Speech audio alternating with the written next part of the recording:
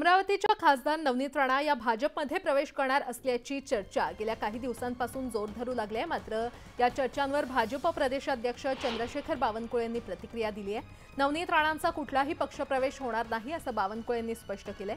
नवनीत राणा आणि सर्व मित्रपक्षांना संमेलनाला बोलावलेलं आहे। यावेळी नवनीत राणांना देखील संमेलनाचं निमंत्रण दिलं असल्याचं बावनकुळे यांनी स्पष्ट केलंय आणि त्यामुळे नागपुरात कुठलाही पक्षप्रवेश नाही असं थेट बावनकुळे यांनीच स्पष्ट केल्यानं नवनीत राणांच्या भाजप प्रवेशाबाबतच्या चर्चांना तुर्तास तरी पूर्णविराम मिळालाय। नवनीत राणांचा कुठलाही पक्षप्रवेश नाही।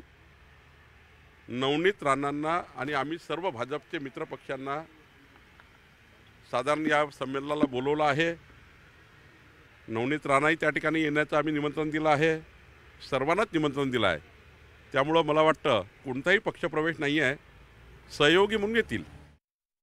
मी अमित शहाजींसोबत आहे, देवेंद्र फडणवीसजींसोबत आहे, तर याच्यात दुसरा कोणताही तथ्य काही लावण्यात काही अर्थ नाही।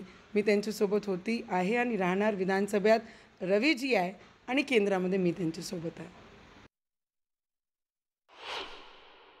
जो घोडा असते त्याची चर्चा असते, गध्यांची चर्चा होते का कधी? तर त्या पद्धतीने आम्ही धावतो आहे मैदानात आणि चर्चा चांगली आहे की नवनीत राणा रवी राणा बोलले तरी चर्चेमध्ये आहे, नाही बोलले तरी चर्चेमध्ये आहे।